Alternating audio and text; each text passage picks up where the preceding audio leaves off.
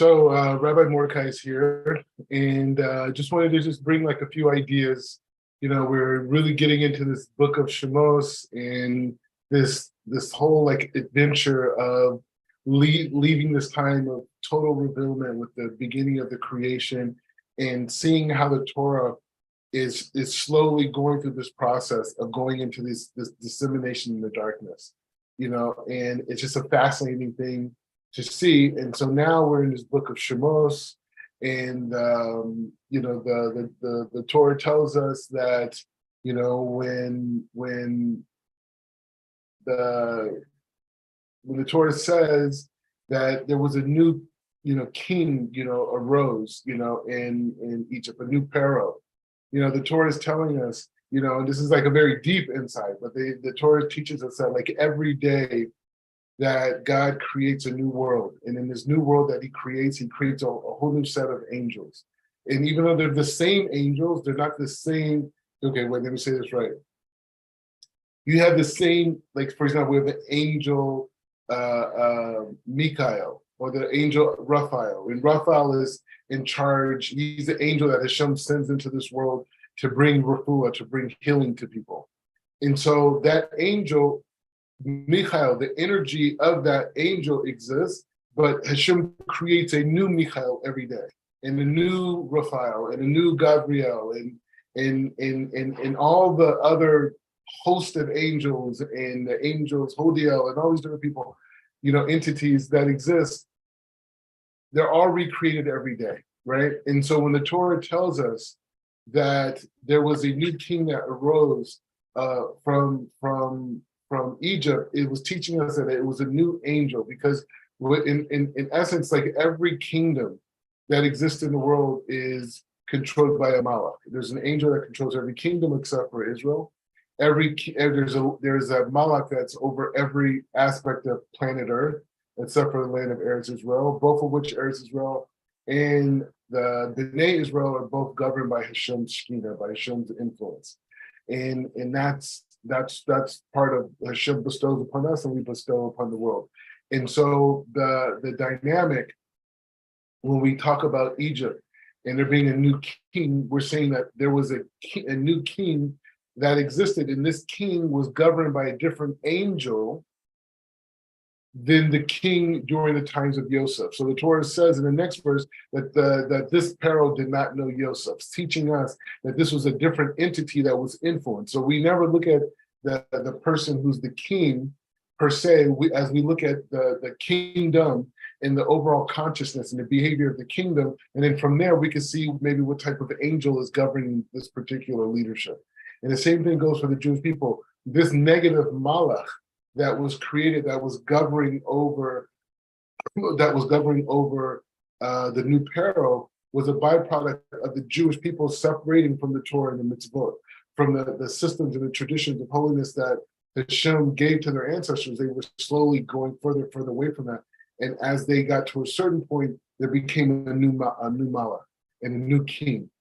And it's important to understand that, but it's also important to understand the hashgacha pratis, how all of this is part of divine intervention, because the Zohar teaches us that before Yosef came to Mitzrayim, before the Israel went there, it was a pretty mediocre place.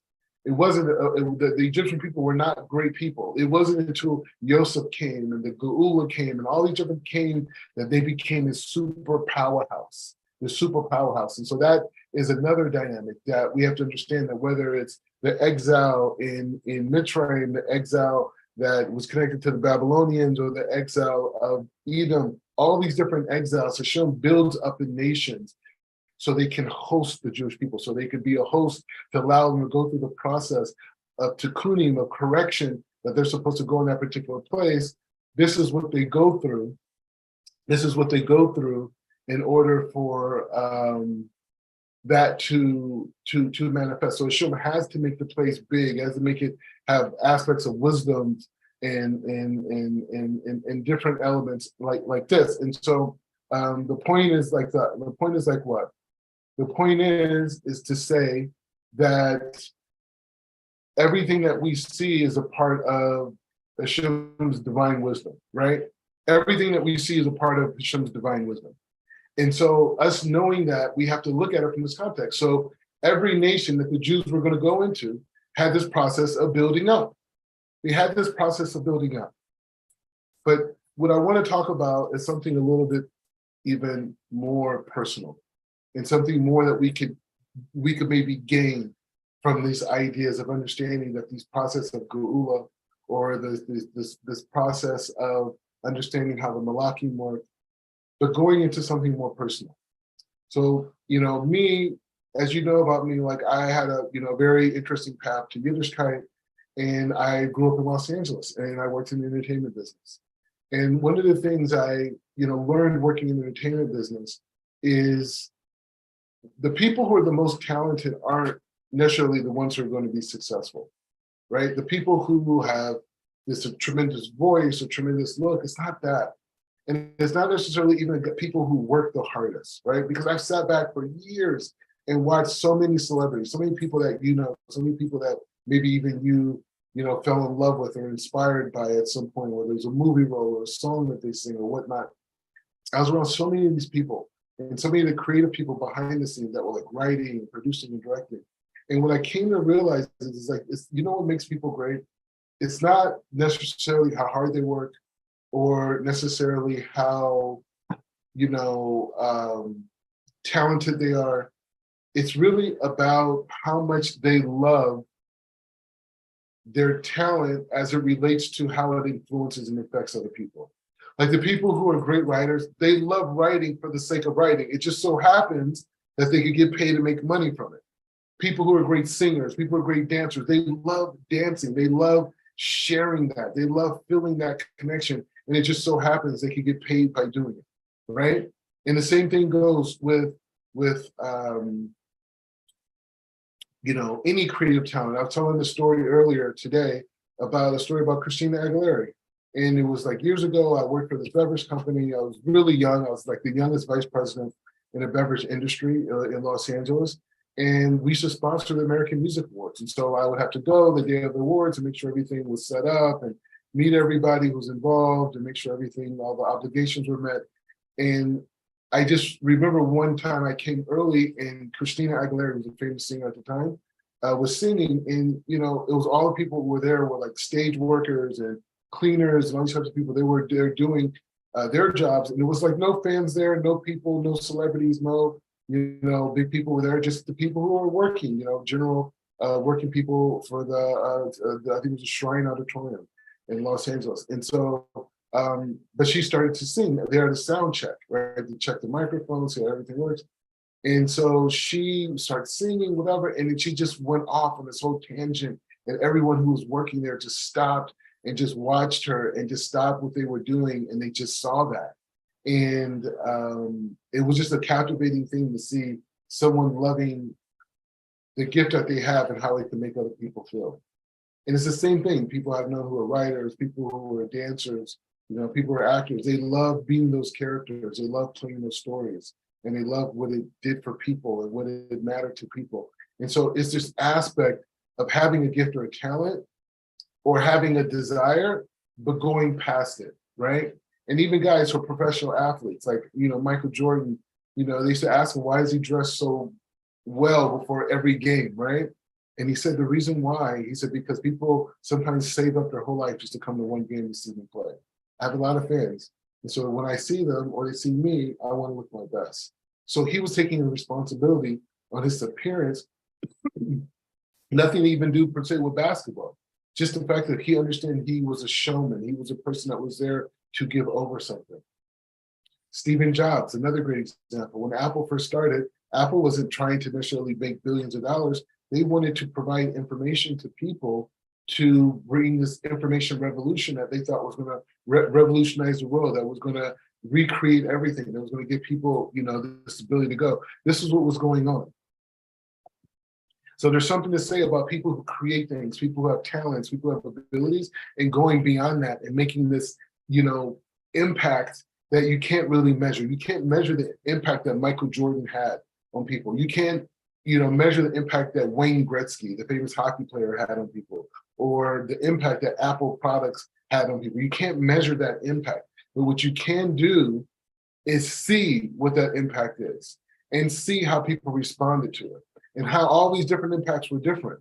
But the people who had these gifts and abilities that personalized them, because there's some people who had talents and abilities and didn't have that relationship with fans. They didn't have that relationship with the people that are watching them, did not have the relationship with their teammates, and they're not loved in the same way. Muhammad Ali, all these different types of people are loved so much because of their ability to go outside of just that parameter of their gift and their talent. And so that brings us what the Zohar teaches us about Moshe's mother and his father. They were amazing people. But the point that I'm bringing up is not about how great and how many children Moshe's mother saved, or his father, which role of impact spiritually his father had. But I want to talk about the fact that the Zohar says that there was a bas kol, that there was a divine voice that came from the heavens, that came to Moshe's father and told him to remarry his wife. The Midrash teaches us that Moshe's parents got divorced and they got remarried. But the Zohar gives us the reason why they got remarried. And the reason why they got remarried is not simply the Midrashim, I know, talks about Miriam and telling them how they should be together, and it's setting a bad example, the whole thing, but the Zohar goes somewhere else and it says that there was a divine voice that came from the heavens, that came to Moshe's father and said to remarry his mother because the Geula was near, that the redemption for the Jewish people was near, and that he and the child that he was supposed to have was going to be part of the Geula, was going to be the ushering of the Geula, was going to be the Mashiach for this Geula, the Redeemer. So, wow, what's going on? That's a big deal. So he runs back, he goes to his wife, and they get back together, and they connect and they build. And what they're saying is what we can learn. And if we could take in this idea, we could take in any aspect of our life. A marriage, as a person who's married, over a year and finished on a Rishona, the thing is that first year of marriage is very much about the shidduch resume, right? You have this shidduch resume, and you have these things that you like, and these things that you want, and these things that matter to you. And the person that's in your life, how well they fit into that resume determines, your interaction. The shalom bayit is based off of the shidduch resume. But then you realize that shidduch resume is not the full story about what your soul needs. And it was a very superficial understanding. And so these new challenges, these new dynamics that you have with the person in your life has to do with the things that were not said in the shidduch resume, the things that only Hashem could know, right? So you go from a place of you and your resume to that other person and creating continuity, trying to create peace, trying to create a dynamic where you can create a safe space emotionally for each other to be yourselves, right? And that's a process that you go through. And so from there, we're saying there's a step further, right?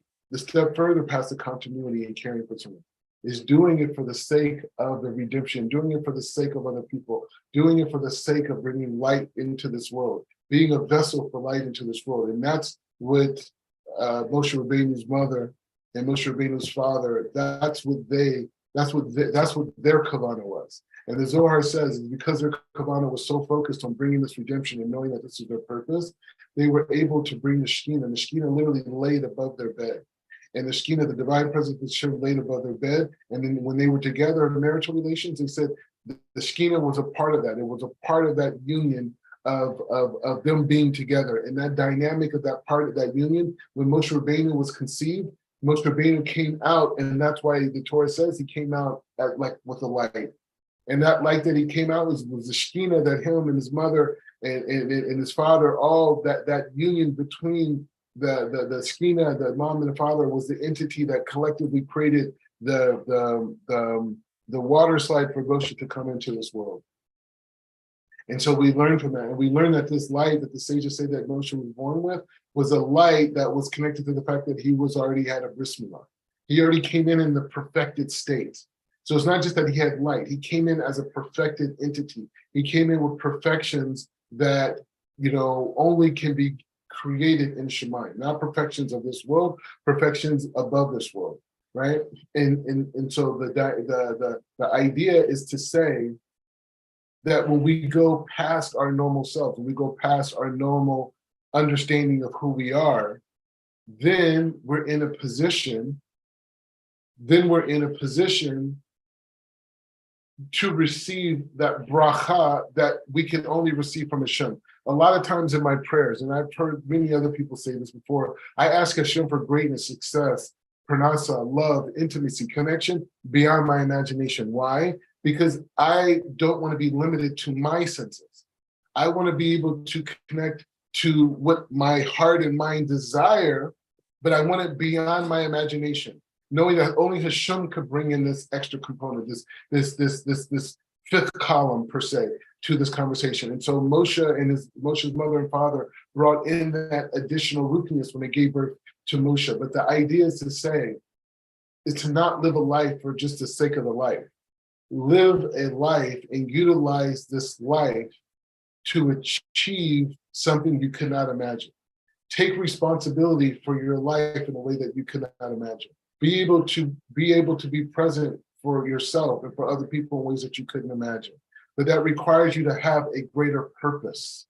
You can't just have a regular purpose and expect extraordinary results. You have to have a purpose that's greater than yourself. You have to have a purpose that's greater than even the relationship. And all great things lead to Hashem. Everything that's great leads to Hashem. The Torah tells us during the time the sixth millennium, the Mashiach will be crowned, and the world would know the greatness of Mashiach. But when we go into the seventh millennium, we're going to achieve a level even higher when the Shekhinah is crowned. The presence, the God presence, we're going to be above the physical humanly realm. We're going to be with the divine presence.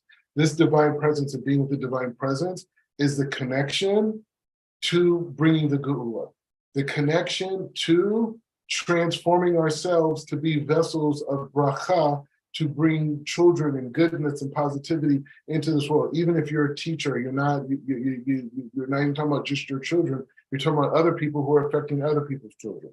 If you're a Rebbitzin, you're affecting other people that are affecting other people's children, and so on and so on. And so the idea is to focus on is this transformational outlook on looking at the relationship. So what does that mean? It means that when I look at my everyday life, what is my mission? When I became Jewish, it wasn't because I lacked a belief in God. It wasn't that I, didn't understand the idea what a bris milah was, or I didn't understand that there was one God, and I didn't understand that there was the afterlife, and there was a geula, and there's a redemption, all these things. No, what made me want to become Jewish is the fact that I wanted to keep the mitzvot and be part of the solution of bringing the geula. That was it. Other than that, I already knew as a person of another nation, I didn't have to convert. I didn't have to change my identity. I was good. Like non-Jews are good. They're in a good place. But I wanted to be a part of bringing of the Mashiach. That's why I wanted to wake up every day and rap tefillin. I wanted to wake up every day and do brachot. I wanted to wake up every day and learn some Torah and these types of things, because I wanted to be a part of the tools that were created for the redemption. So with that being said, may we all see the examples that we can learn from Moshe's mother and father, and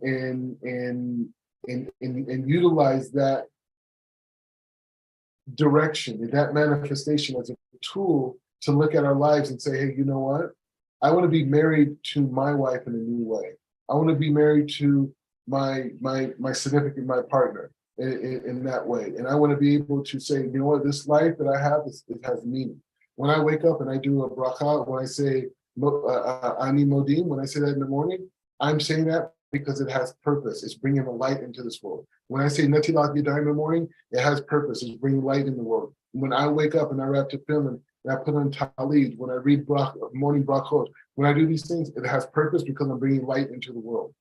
This is what I'm doing. And so I have to know that this light that I'm bringing into the world is an aspect of the Or Ganuz, which is the original light that the world was created with. And as more of that light of the original light that the world was created with comes into this world, and it comes into this reality, the more clarity that we're going to have about what is and what is not, and we're going to do even more goodness that's going to allow us to bring the Mashiach into this world. And so the message is, take our lives to the next level. Take our intentions to the next level. Fight to be pure.